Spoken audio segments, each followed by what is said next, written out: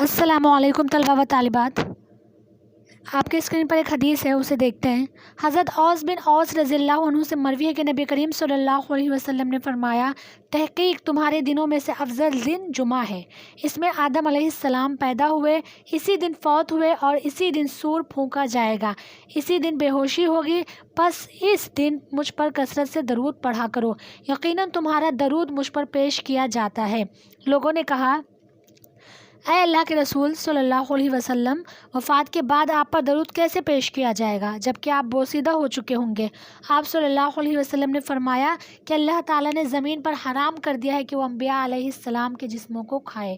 تو اس حدیث سے یہ پتہ چلتا ہے کہ ہمیں جمعہ کے دن خاص طور پر، ویسے تو ہمیشہ ہمیں درود شریف اللہ کے رسول پر بھیجنا چاہیے، درود شریف پڑھتے رہنا چاہیے، لیکن خاص طور پر جمعہ کے دن کثرت سے پڑھنا چاہیے۔ تو اب ہم سبق کی طرف چلتے ہیں۔ آج جمعہ ہے تو آپ لوگوں سے جتنا ہو سکے کوشش کریے گا درود شریف زیادہ سے زیادہ پڑھنے کی۔ تو اب ہم اپنے سبق کی طرف چلتے ہیں۔ حصہ نظم میں چوتھا کیا دیا ہوا ہے؟ گیت۔ گیت ہم تشریح اس کا دیکھ چکے ہیں جو حفیظ جالندھری صاحب کی ہے۔ آج ہم دیکھتے ہیں اس کا مشقی سرگرمیاں دیکھتے ہیں۔ کیا کہا گیا ہے کہ نظم کو غور سے پڑھیے اور دی ہوئی سرگرمیوں کو ہدایت کے مطابق مکمل کیجیے۔ نمبر 1 کیا دیا گیا ہے کہ جان پہچان کی مدد سے شب کی خاکہ مکمل کیجیے۔ اصل نام پوچھا گیا ہے، تاریخ پیدائش، پہلا شعری مجموعہ اور ایڈیٹر۔ تو دیکھتے ہیں، جان پہچان میں جاتے ہیں، کیا کیا ان کے تعلق سے پوچھا گیا وہ ہم حل کرتے ہیں۔ تو ان کا اصل نام محمد حفیظ ہے۔ پھر پوچھا گیا ان کی تاریخ پیدائش، تو 14 جنوری 1900۔ اس کے بعد کہا گیا ان کا پہلا شعری مجموعہ، تو ان کا پہلا شعری مجموعہ نغمہ زار ہے۔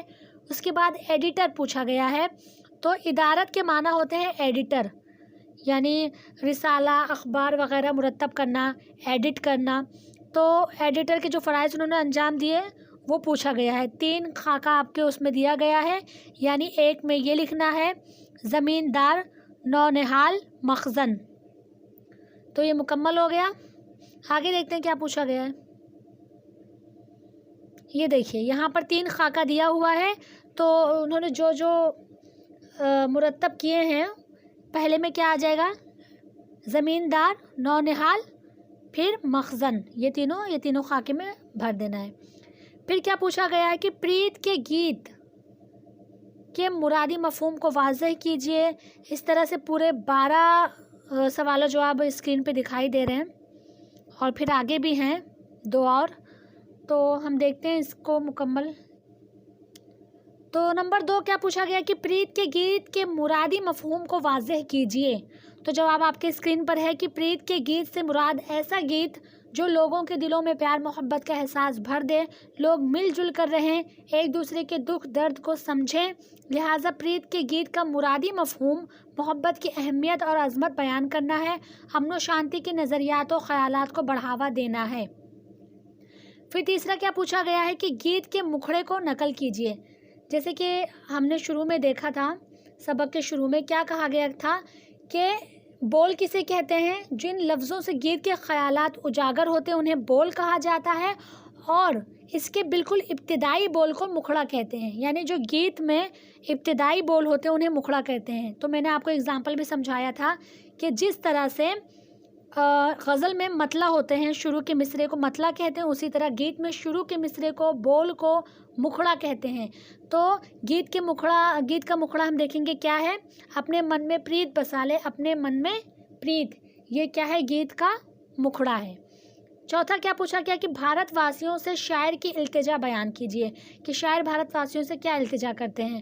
بھارت واسیوں سے شاعر کی التجا ہے کہ وہ اپنے پرکھوں کی پرانی ریت جو کہ پریت ہے اسے بھولنا نہیں چاہیے، بلکہ اسے اپنے دل میں بسا کر نفرت و دشمنی کو دل سے نکال پھینکنا چاہیے۔ آگے 5واں کیا پوچھا گیا کہ ہندوستانی پس منظر میں گیت کے عنوان اور گیت کی زبان پر اپنی رائے دیجیے۔ ہندوستانی پس منظر میں تو ہمارے ہندوستان میں مختلف مذاہب کے لوگ پائے جاتے ہیں جن کے نظریات ایک دوسرے سے بہت مختلف ہیں۔ ملک کی ترقی اور امن و شانتی کے لیے یہاں کے لوگوں کا آپس میں مل کر محبت سے رہنا بہت ضروری ہے۔ محبت کے یہ جذبات پیدا کرنے میں گیت بڑے کارآمد ثابت ہوتے ہیں، کیونکہ ان میں محبت و پیار کا پیغام ہوتا ہے۔ لہٰذا گیت بنیادی طور پر ہندی کی دین ہے، اس لیے ان میں ہندی الفاظ زیادہ نظر آتے ہیں۔ تو یہ سارے جواب آپ کو ڈائجسٹ میں تو مل جائیں گے، لیکن کچھ بہت مشکل اور اردو الفاظ استعمال کیا گیا ہے، اسے میں نے بہت ہی آسان اور چھوٹا کر کے بنا دیا ہے۔ تو میں آپ لوگوں کو پڑھ کر اس لیے بتا رہی ہوں تاکہ آپ لوگوں کے لیے الفاظ سمجھنے میں آسانی ہو۔ اگر کوئی سمجھ میں نہ آئے الفاظ تو پڑھنے میں دقت نہ ہو، میں پڑھ کر ایک بار بتا دیتی ہوں تاکہ آپ لوگ سمجھ جائیں۔ چھٹا سوال آپ کے کتاب میں کیا پوچھا گیا ہے کہ شاعر کے مطابق نفرت کے مرض کے علاج اور اس کے معالج کو واضح کیجیے۔ تو جواب کیا ہے؟ بہت ہی آسان ہے، بہت ہی سمپل ہے کہ شاعر کے مطابق نفرت کا علاج محبت ہے۔ آپس میں محبت و پیار کا جذبہ ہی نفرت کے خلاف دارو کا کام کرتا ہے۔ دارو یعنی دوا ہوتا ہے، اس کا معنی آپ کے بک میں بھی دیا ہوا ہے۔ آگے دیکھتے ہیں، یعنی ہر دکھ کا علاج کیا ہے؟ محبت ہے۔ صرف 2 لائن کا اس کا جواب ہے۔ آگے 7واں کیا پوچھا گیا آپ کی کتاب میں کہ پریت کے گیت سے دنیا اور گھر میں ہونے والی تبدیلی کو لکھیے۔ جواب، پریت کا گیت ہمیں آپسی بھائی چارہ اور اتحاد کا سبق دیتے ہیں۔ آپس میں محبت اور پیار ہوگا تو لڑائی جھگڑے فساد ختم ہوں گے۔ پریت کا گیت ملک و قوم کی ترقی و سلامتی میں اہم کردار ادا کرتے ہیں۔ گھر کے افراد میں من مٹاؤ نہ ہو، وہ مل جل کر رہیں تو گھر کا ماحول بھی بہتر اور خوشگوار ہوگا۔ 8واں کیا پوچھا گیا ہے کہ شاعر نے گیت میں جن خدشوں کا اظہار کیا ہے انہیں ترتیب وار لکھیے۔ جواب کیا ہے؟ شاعر کو اس بات کا خدشہ ہے کہ برائی پسند لوگ کہیں دلوں میں نفرت کے بیج بو کر پیار کی جیتی ہوئی بازی ہار میں نہ بدل دیں۔ شاعر کو اس بات کا بھی خدشہ ہے کہ وقت بہت کم ہے، اس لیے وہ لوگوں سے کہتے ہیں کہ جو کرنا ہے جلدی کر لیں اور دلوں میں پیار و محبت کے جذبات پیدا کر لیں، مل جل کر رہیں۔ 9واں کیا پوچھا گیا آپ کی بک میں کہ گیت کے پسندیدہ بند کے مفہوم کو مختصراً لکھیے اور پسندیدگی کی وجہ بھی لکھیے۔ تو بہت ہی آسان جواب ہے کہ گیت کا آخری بند میرا پسندیدہ ہے۔ اس میں شاعر نے محبت کی پرانی روایات کا ذکر کیا ہے۔ وہ کہتا ہے کہ ہمارے پرکھوں اور باپ داداؤں کا طریقہ رہا ہے کہ وہ مل جل کر محبت سے رہتے تھے، اور ہمیں بھی ایسے ہی رہنا چاہیے، اور ہمیں جو کرنا ہے جلدی کرنا چاہیے، کہیں ایسا نہ ہو کوئی ہمارے درمیان پھوٹ ڈال دے۔ وجہ پوچھا گیا ہے کہ وجہ بھی لکھیے۔ تو آخری بند اس لیے پسند ہے کہ اس میں شاعر نے ملک کے لوگوں کو محبت کا پیغام دیا ہے اور محبت ہی کے ساتھ زندگی گزارنے کو کہا ہے۔ 10واں کیا پوچھا گیا کہ نظم سے 5 ہمصوتی الفاظ تلاش کر کے لکھیے۔ تو آپ کے اسکرین پر 5 ہمصوتی الفاظ ہیں: بسالے، جگالے، بھالے، والے، ریت، پریت، پیار، اوتار، جیت اور میت۔ یہ 5 تھے۔ پھر کیا کہا گیا ہے؟ آگے پوچھا گیا ہے کہ پریت ہے تیری ریت پرانی بھول گیا او بھارت والے۔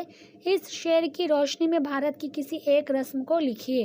تو جواب کیا ہے؟ بہت ہی آسان ہے کہ اس شعر کی روشنی میں بھارت کا رسم یہ ہے کہ یہاں لوگ آپس میں مل جل کر رہتے ہیں۔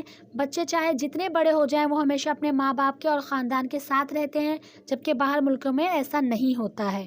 آخر میں سب سے کیا پوچھا گیا کہ نظم کے دوسرے بند کے مفہوم کو اپنے الفاظ میں بیان کرو۔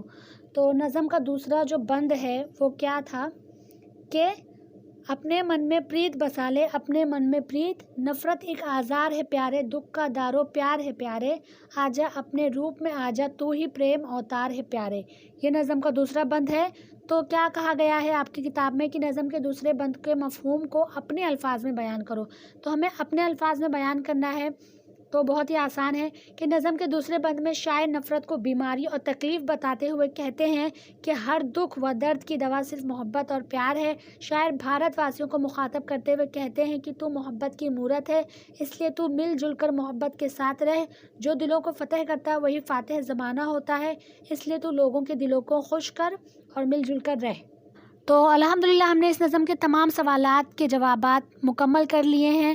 جتنے جلدی ہو سکے آپ لوگ اسے اپنے بیاض میں اتار لیں، اسے اپنے دوستوں سے بھی شیئر کریں۔ ویڈیو اچھی لگے تو لائک کریں، جو بھی ڈاؤٹ ہو کمنٹ کریں، چینل کو سبسکرائب کریں۔ اور یہ رہی میری پچھلی ویڈیو۔ آج کے لیے بس اتنا ہی۔ میں ملتی ہوں آپ لوگوں سے اگلی ویڈیو میں، اور اگلا ویڈیو کون سے ٹاپک پہ ہونا چاہیے یہ بھی بتائیں۔